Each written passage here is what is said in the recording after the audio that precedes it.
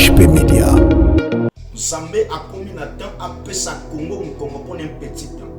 Parce que Congo, to commis na temps où to négliger Zambé à solo. Ba kambi na biso, ba se focaliser na banzambe ya bapaya. Ils ont abandonné les véritables dieux. Nzambe oba Abraham basalela. Oyo batina bal balandaki, bakimbar balandaki, bakonzi na biso la kemupanza. Voilà pourquoi le Seigneur a décidé que le peuple congolais a les canabas, Makambo. Et c'est le Congo qui est sur Salamo. Mazolinga babeka coup d'état pour mon konzango. HP Media. La chaîne qui vous édifie.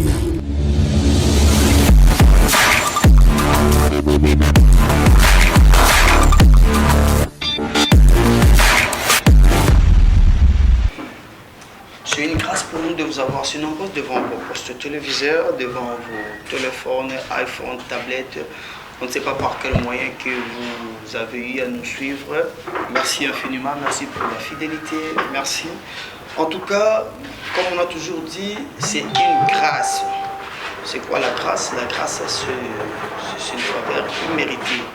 Sur le zèle au biseau, tu es obligé de quitter qu'il fallait qu'à tous envie, il fallait qu'à émission et ça alors on dit déjà gloire à celui qui nous a fait cette grâce. Alors merci infiniment à vous, nos chers téléspectateurs, notre cher internaute, pour cette fidélité que vous continuez à nous donner. Merci pour la confiance, merci pour vos remarques, merci pour des questions surtout pour vous obtenir de la bisson dans les commentaires. Et sur le toza on a reçu au bino bozo tinda petuzo mema yango koto toujours comme ça. Donc c'est ça. Beaucoup plus, on est là pour l'œuvre de notre Père, lui qui nous avait envoyé en disant allez partout dans le monde et prêcher la bonne nouvelle. Merci, c'est ce que nous sommes en train de faire. Encore une fois, sur ce plateau, je ne suis pas seul, comme vous le constatez, je suis avec un homme de Dieu, avec un serviteur de Dieu, à la personne du prophète. Je suis ma compagne, à qui je dis Shalom Papa. Shalom de Komamba. Boni santé Papa. Ouais, nous avons salué. Si vous avez des changements. Oui, changement en tout cas, ils ont na bimaki hôpital lobby. Gloire à Dieu. Nzamba Songi, en tout cas, ça va. Je pense que la fois passée, on vous avait montré certaines choses par rapport au prophète, accident Salaki, et les lots, nous avons Salingolo, Pinza, tout ça, sur le prophète, nous sommes là, nous tous on a déjà la mission. Alors, papa, tu veux que sans que tout le monde soit mais ma mission, c'est possible. Yes, on zambe la Bible, li pa utaki likolo et comme ça qui va boulanger les ayo. Sika kombo na yekumisama to kabelo tango oyo nzambe to ngi tolobela yo liboso etando oyo peuple na yo bazala ba bénéficiaire nzambe ya message na yo pambola mokili mobimba ba yekwa kolanda pe ba ko partager ba mona loboko na yo du début à la fin yo ndezala mokambi nango na kombo na ismosi ande to bondele amen. Amen. En tout cas, c'est très bien, merci beaucoup papa. Bonye tonga na nzambe bien ki ba kota ki ba ibaki tout ça c'est qu'on ait une évolution. Ouais, tonga nzamba zo songango malgré to sambela na mabele to zo tanda maputa ba itoko mais to sambela yango empêcher biso te que prière en église. Gloire à Dieu. En tout cas, c'est très bien. Papa to kotimba moro na si na biso mo lelo. Alors, lelo tu y beaucoup plus de questions où tu pas na biso te mais question mingi et utili banda. OK. Utili banda ya solo tokobanda directement na mutuna ya maman na biso Bibi Chamala. Maman na biso Bibi Chamala. On a quelques questions par rapport à vaccin. Okay. Maman Bibi Chamala a une question pour Yalobi. Botuna nan basali nzambe. Question oyo. Macron a lobby, la bête est là. Selon la Bible, la bête akoya après enlèvement. Sikoyo bazoye baté bazan en confusion basala nini. Bango ko bana nzambe. Bon, omoni Macron aza mutu. Il a reçu l'autorité na bête ya mai oyo apesi bête de la terre puissance bakambela mokili parce que c'est parmi les suya oyo ya monde à ténèbres au diable apesi nguya ebele bazoboma mokili. Mais ce qu'alobi la bête là il a raison parce que la bête babwaka déjà na mabele depuis kala. La bête c'est le diable. Mais oyo à travers na basine bengi marque de la bête. Comme on dit le Saint-Esprit et là il y a maintenant le signe du Saint-Esprit qu'on appelle le sceau du Saint-Esprit. Maintenant, si il y a le but que la bête est là, c'est vrai parce que le monde est déjà gouverné par la bête. Il y a une invention ezali. Na évité maman que soit tout na angle nini par rapport il y a vaccin corona là je ne sais pas. Mais ce qui a le but que si la bête est là, ça c'est vrai parce que le monde est déjà gouverné par la bête qui est le diable. Donc ça c'est tout à fait normal que que la bête est là. Donc c'est déjà prédit depuis le temps que malheur à la terre quand le diable descendait sur vous, animé d'une grande colère, c'est lui la bête. Sachant qu'il a peu de temps.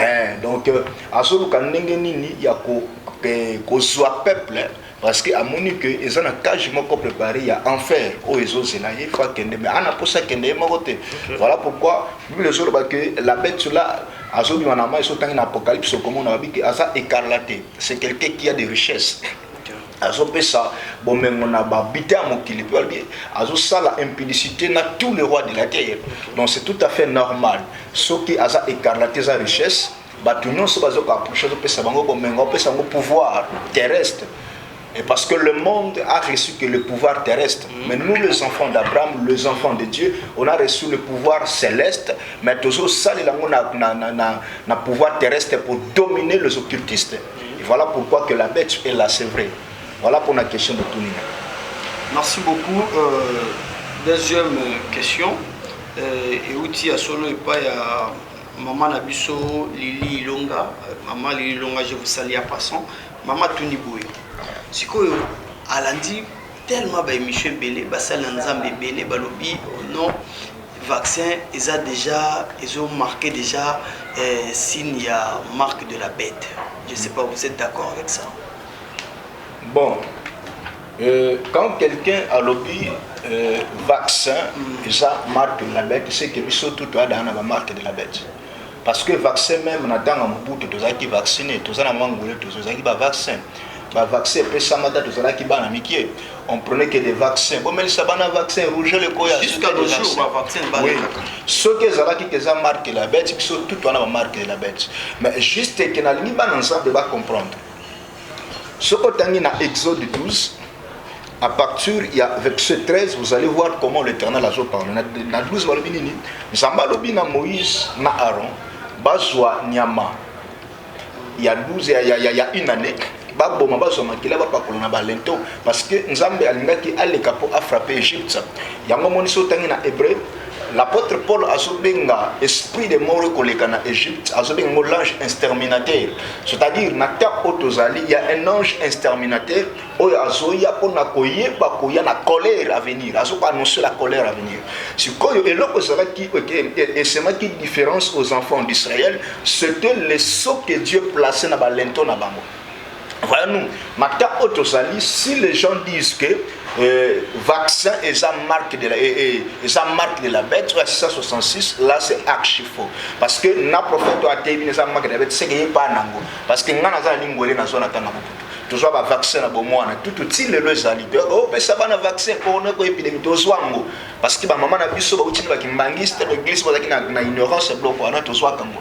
Mais pourquoi le Saint-Esprit a attristé à son travail? Parce que ezala que lembo le diable a ça na posa tozbenga ngo le la signe ya télépathie na posa a capturer ay ba consciemment.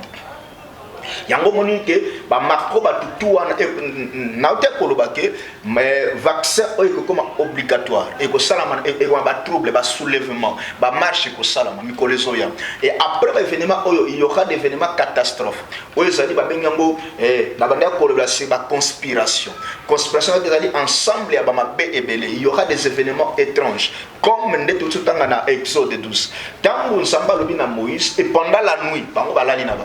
Maintenant, l'ange a à cause de la maquilla. C'est pour cela que je dis à tous les enfants de Dieu, botika komitungisa soki na nous vaccin te vanda no kimi mais soki ba obligé que nous kozwa ko bangate parce que moi votre prophète qui vous parle Dieu m'a donné des remèdes parce que bandeko déjà baso benga ngai il y a quelques fans ba to benga na tongo ba témoigner tant baso qui vaccin bon bino da bozia ngo be fezo sala lo boko kilo ba bloko za belé mama moko na papa ba to benga na tongo ba oba ba singa papa lo boko ezala ki kilo mais tant to sali service wana na butu amoni lo boko comme peuple na tongo a sentir lo ka ba longo lié lo ko mona lo boko moko benga i alali tant to sali service nzamba talisie alataki bilambe ezalaki na salite ya bania bo excusez-moi pour des termes nango mais tant alali amoni ba sopele mai c'est-à-dire alamu qui a comprendre que service on nzamba pesi ezana ba signe ezo salama c'est-à-dire quand le Seigneur amoni peuple na ye bozo sambela me vaccin ezo ya kamakasi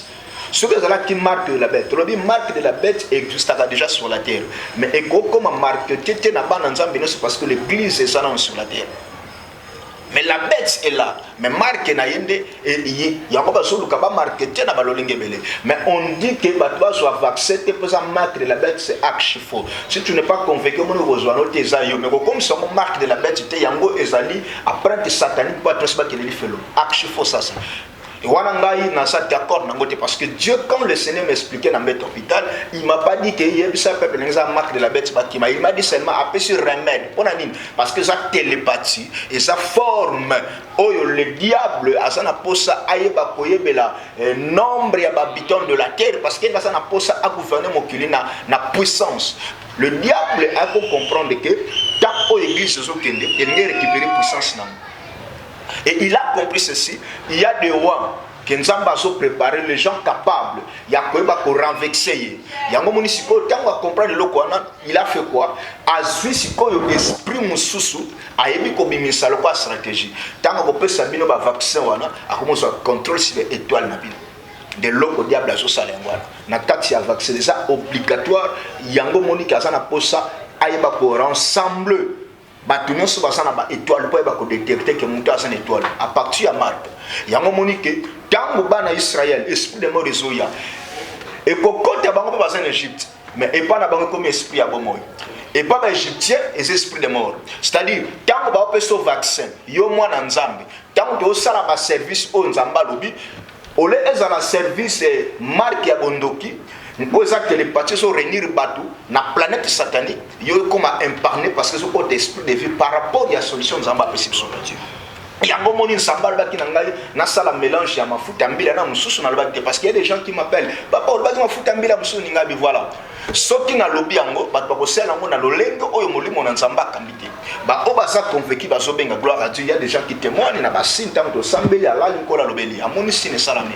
Ce n'est pas moi, mais c'est Dieu qui a voulu ezala bongo. Et voilà pourquoi je dis au tout le monde bobanga na binote parce que oza mwana nzambe alobi ako permettre te loko le kifone yela soki nzamba permettre ki mokili o ba tempête oya parce que nzamba ba ka repérer solution. Donc voilà pour na ba question na ba. En tout cas, il y a un qui vraiment moulaï. Je pense que maman Nabiso Lisette il y a Missi peut azouer Yanonaï parce que Motuna n'a pas allé quand la Katuana maman Lisette je passe directement, j'en profite directement pour vous signaler que tous la Kaba fanatique il y a Bassal Nzambité et on n'est pas là non plus pour bercer les serviteurs de Dieu mais on n'est pas non plus les ennemis des serviteurs de Dieu. Quand on les reçoit comme ça dans le plateau, Bassal Nzambé quand on a plateau boué tout ça peut baninga na bamonti. On les respecte tout en étant les hommes de Dieu. Parce que la Bible nous dit ce qu'on a mis Moussala Nzambé, la qualité n'a qui Moussala Nzambé, il faut que pas mourir à Bassani Nzambé. Donc c'est ça. C'est ça. Merci beaucoup maman. Moutuna, je pense que le prophète a aussi coupé ça vraiment et à nous. Namituna est belé à maman Déborah Miezi, à maman Patricia, à maman Caroline. Je pense que et à nous. Alors, papa toujours avancé, Moutuna a mis balai, et ça qui les lots oyo marque de la bête. Et comme il y a moi mingi. Parce que Bassal et Nzambé, au peut te bénir Bassal et Nzambé. Entre autres, il y a le prophète Israël Mbamou. Il y a le marque de la bête. Il y a un mois de vaccin. On a déjà ils ont signe déjà marque de la bête. Après, c'est même exemple. Alors, pour aniter test le coronavirus, pour ça, on a tout. Pour aniter, pour ça, on a beaucoup. Pour aniter, ça, on a zolo. Cependant, zolo, c'est juste mais il y a mbunzu. Mbunzu, c'est au caché et au bétamine. Un mot par rapport à ça. Bon, si un homme de Dieu a l'inspiration, par rapport à ça, bon, il y a une inspiration. On a quoi contredire, c'est un homme de Dieu. Je ne suis pas déjà il y a bateau à Kolo, il y a ça, il y a la télé. Et ça m'a bêté, mais tout ça, pour ça, mon niveau d'enzame, nous sommes bazar, banda pour nous sur bazar. Non, bazar la pour ça, bazar l'enzame, mais bazar pour ça, vous solo aux autres, mais la carte bazar l'enzame. Vous solo on peut exalter au bilan pour réfléchir, mais exalter ainsi dit l'éternel. J'espère que j'étais clair. Alors, le comment on a dit si ils ont qui marque de la bête, c'est qu'il y a un prophète, un marque de la bête. Parce que, Abo y a qui a soit vaccin que dans la bête. À soit nous. Donc, il y a une contradiction qui est dans le banani. Mais nous devons répondre devant l'ensemble. Parce qu'il y a un papa à Kamarabane. Chacun de nous a été à casser doctrine, notre croyance, notre expérience, notre ensemble. Tant que tu as pas ensemble, il faut ça n'a pas si pour toujours mais ma confusion n'a pas confusion, il y a des contradictions entre lui. C'est comme si dans le mot de Bible, tout le monde a sentiment d'expérience. Ce qui, par le Bible, sur la test par rapport à Zolo, le dit que l'étoile dans la Bible, tant nous avons le bien à Moïse, tout c'est Exode. Parce que prophétiquement, Dieu a parlé quelque chose. L'apôtre Paul a dit ange exterminateur. Ayepo asi sanini ba Égyptien. Mais pour n'avoir Israël après ça bon. Ce qui va c'est Awa parce que Awa est ici quand il y a souffle. Donc ils ont maillé la mondele mais moi je ne suis pas là. Mondela boko ya zio le collagio le boko au commis paralysé salino soane. Mais je parle un médecin. Mutazana makoki ya kolonga la marque de la bête ici quand c'est beaucoup ça mondé ba bazo benga. Si les enfants d'Israël et maintenant, qu'est-ce qui manque que le Seigneur a la marque? C'est pour cela que je dis, tant que vous avez une formule, vous avez une marque, mais tant que vous avez une ça va se transformer. Parce qu'il est le seul à transformer le mal en bien. Donc pour nous les enfants de Dieu, tous les croyants sinon il y a négativité.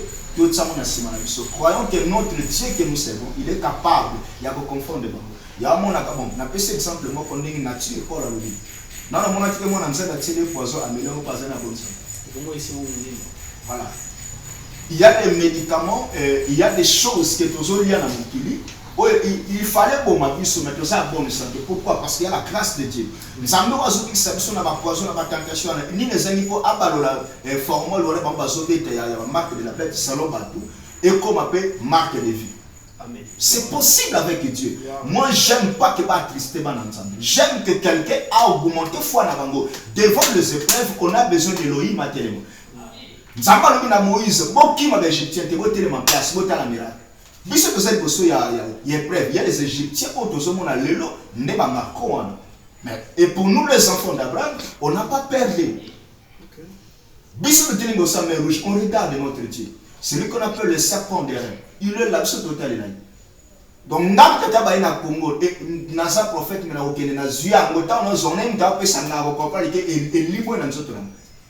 parce qu'il y a d'autres peuples au désert, qui pas serpent brûlant. Mais, et l'autre dit que ça va venons les moments où nous soucions, mais pas nous soucions qui bon. Pourquoi? Parce que nous avons une solution. C'est pour cela que Dieu me dit, je suis une solution. Il y a un foot à 1000 ans, je suis sur le banatéré. Moto va ko soit na nyoka vaccin so ki abele linzambe oyo appelé sur révélation akobi. Et c'est simple. Il y aura aussi des serviteurs qui vont appeler révélation au-delà et au manassu.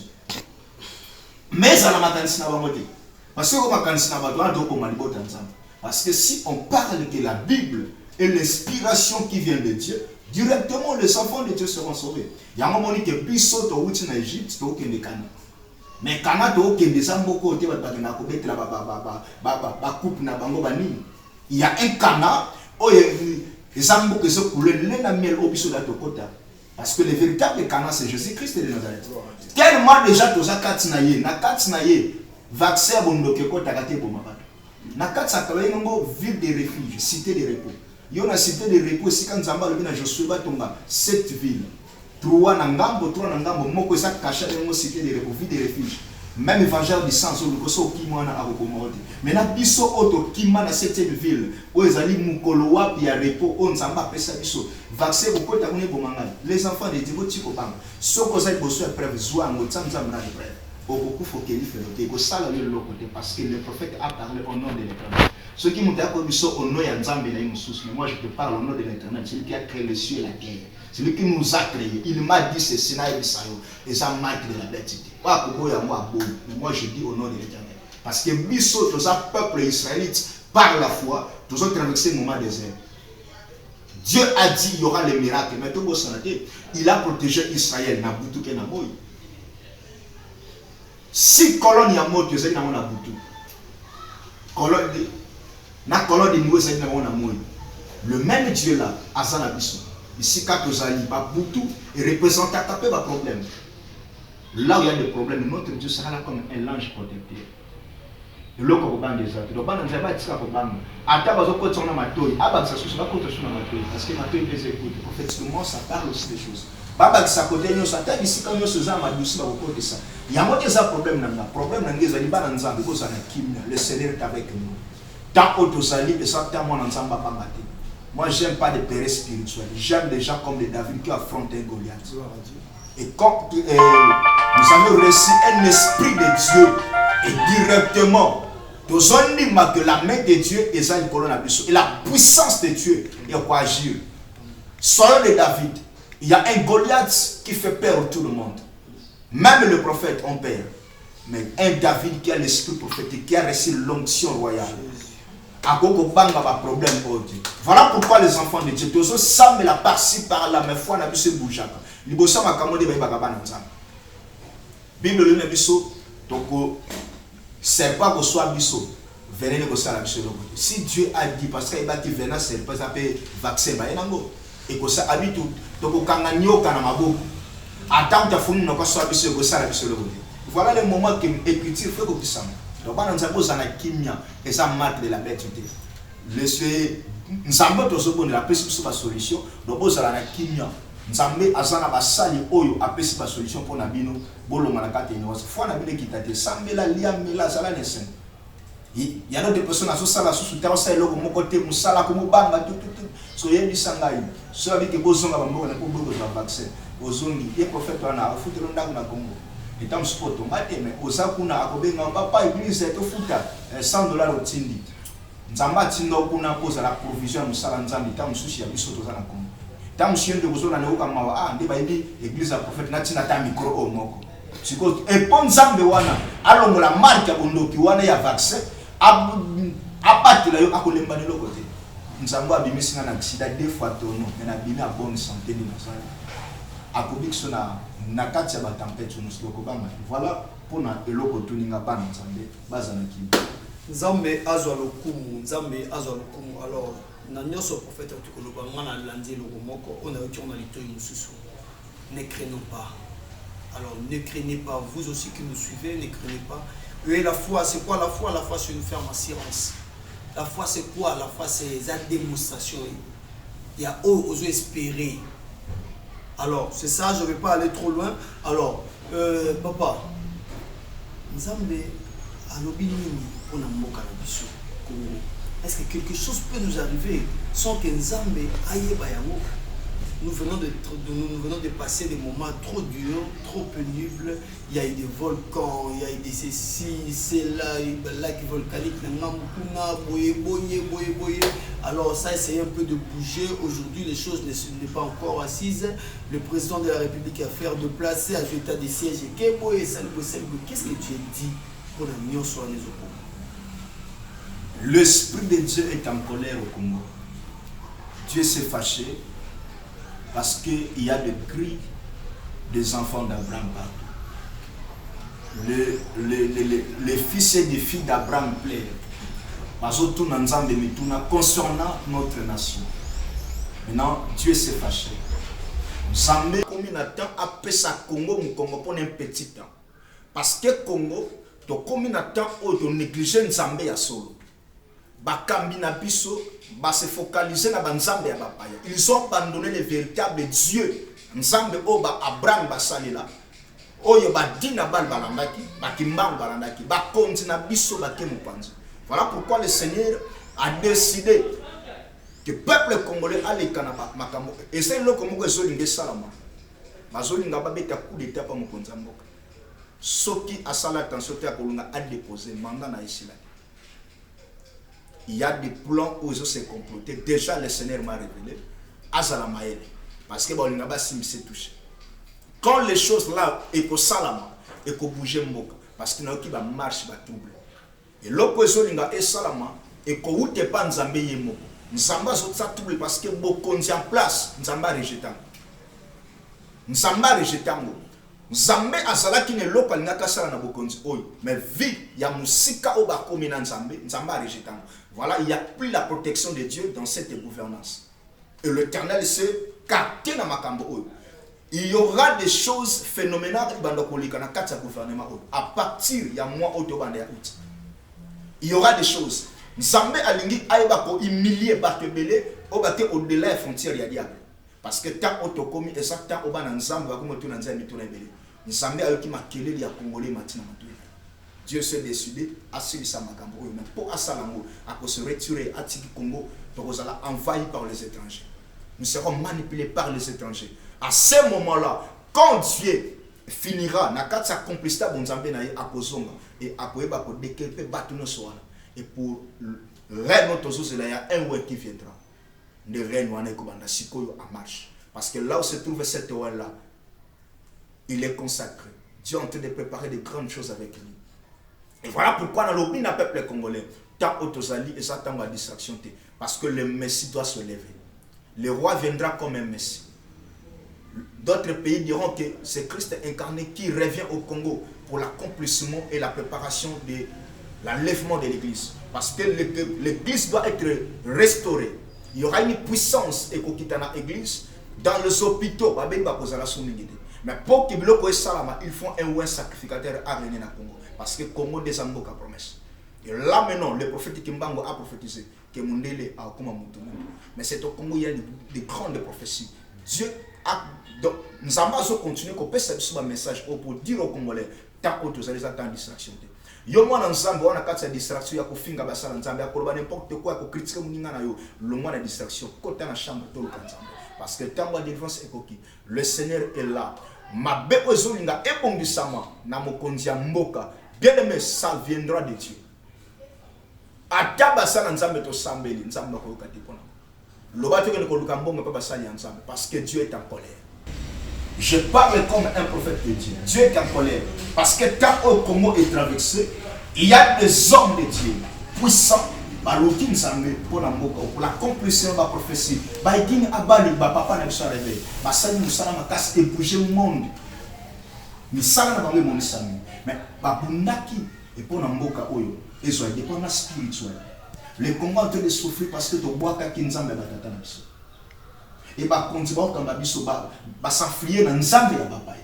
Ils ont oublié les dieux des ancêtres de ce pays. Et voilà pourquoi les ancêtres ont tourné même le dos dans ce pays. Il n'y a plus d'évasion, il n'y a plus rien, il n'y a plus de sages, de nobles.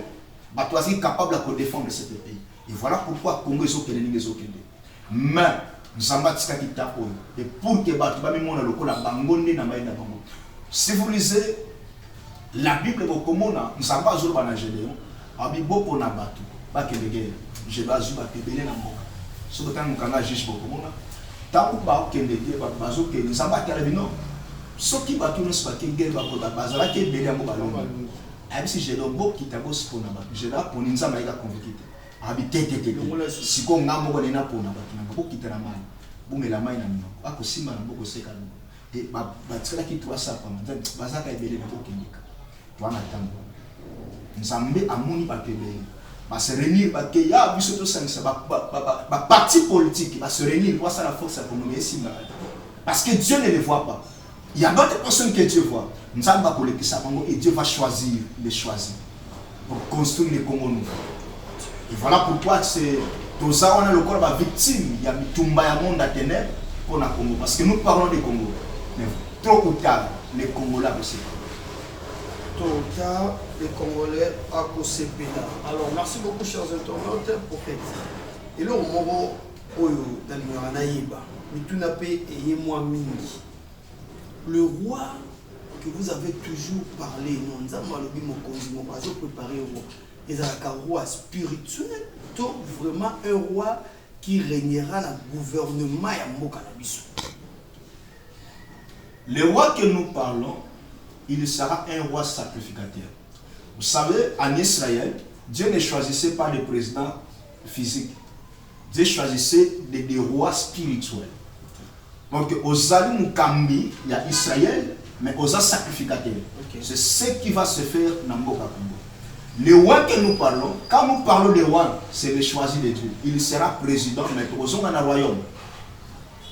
Donc, parce qu'à l'époque, Congo n'a pas de Kinaka. Changement wana yango memaki makambe belé ya mabe parce qu'il faut tozonga na kikuru yango nde ko sala fox maintenant tant que kozonga na Congo na ka o ya bolingo na Congo wana ya ancêtre c'est là maintenant que quand le roi viendra à changer makambe belé il sera un roi sacrificateur azali président mokonzi roi mais musali yanza wana ozopesa bato église ya mvutu ka raison te wana. Je ne parle pas des églises, mais je parle la volonté de Dieu. Nous voulons dire que tous ces gens-là, vous tout comme pas vous vider, selon la volonté de Dieu. Je ne parle pas d'eux, mais je parle la paix du Congo. Mais selon nos informations, parce qu'il y a dit qu'il y a une église des amis côté Congo central, il y a dit qu'il y a au moins. Quand vous disiez qu'il n'y a pas d'information, c'est-à-dire qu'on peut la juste moi le solo. Non, on a peine à la populaire. Merci beaucoup, chers internautes. Je pense que le message était trop profond. Le message était très profond et cela concerne les Congos. Cela nous concerne. Quand je parlais du Congo, je parlais des Congolais. Les Congolais du père et de mère. Donc, ça concerne vraiment les Congolais du père Penamama. Donc voilà, merci beaucoup.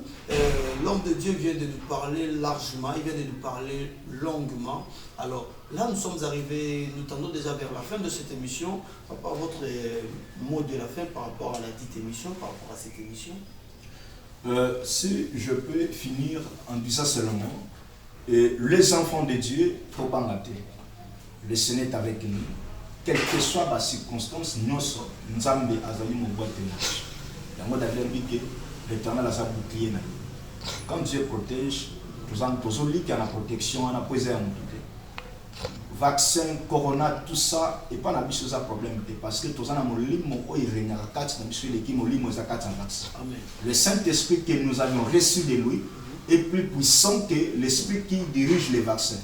C'est-à-dire, on a le et pour le Congo, je dirais merci à Dieu pour Makambo Azobongi. C'est ça fait pour nous les Congolais. Il y a des étrangers, des Congolais plutôt des étrangers, gouvernement sanguinaire parce que ce gouvernement est sanguinaire. Il y a tant de mal, il y a tant de problèmes, il y a mal. Oui. C'est ce que Dieu avait dit. Oui, Dieu n'aime pas. Il y a des sacrifices passés par là qui se font par rapport à Bokondia.